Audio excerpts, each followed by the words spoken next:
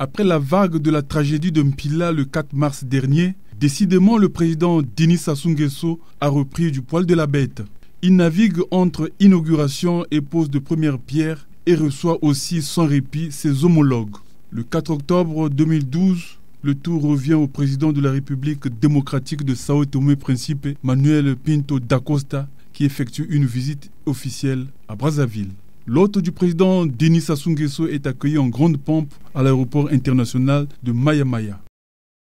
Premier signe révélateur de l'amitié, Pinto da Costa s'est rendu le même jour sur les lieux du sinistre du 4 mars 2012 à Mpila, puis a visité le lendemain avec une importante délégation le centre de démonstration des techniques agricoles de Kombé, l'école nationale à vocation régionale Génie Travaux à l'Académie Mariam Gouabi et enfin le complexe hydroélectrique d'Imboulou.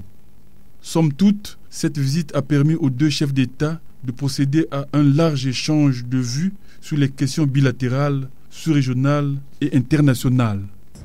Le fait que je vois que c'est un site qui produit d'énergie suffisante pour le Brazzaville. Bon.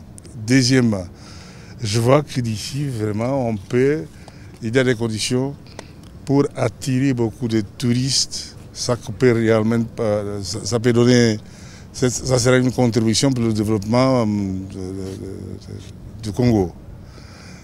Troisièmement, le fait qu'en arrivant ici, j'ai trouvé les gens avec une grande sympathie. J'ai été accueilli avec beaucoup de sympathie. Meilleur que ça, je ne peux pas l'espérer. Les experts des deux délégations ont également tenu une séance de travail sur les questions liées à la coopération entre les deux pays. Sur le plan bilatéral, les deux chefs d'État se sont félicités de l'excellence des relations qui existent entre les deux pays. Ils ont aussi exprimé leur volonté de relancer la coopération bilatérale par l'organisation des consultations politiques périodiques et la tenue régulière des sessions de la grande commission mixte. Les deux chefs d'État ont en outre affirmé leur détermination à œuvrer dans le sens de la relance des activités de la Commission du Golfe de Guinée. Rappelons que le Congo et Sao Tomé-Principe entretiennent d'excellentes relations de coopération depuis la nuit des temps. Manuel Pinto da Costa, économiste invétéré, a participé à la mobilisation pour l'indépendance de son pays.